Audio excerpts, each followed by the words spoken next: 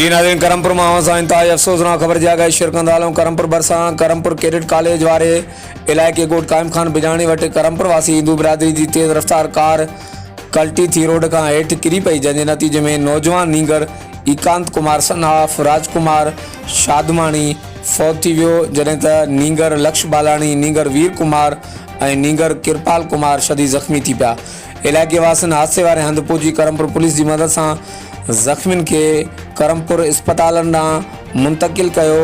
ॿिए तरफ़ वाक़े जे ज़ख़्मियुनि के बेहतर इलाज लाइ करमपुर सरकारी एम्बुलेंस ज़रिए सखर अस्पताल मुंतकिल कयो वियो। हादसे सबबि करमपुर शहर ऐं इलाइक़े में सोग वारी सूरत हाल आहे।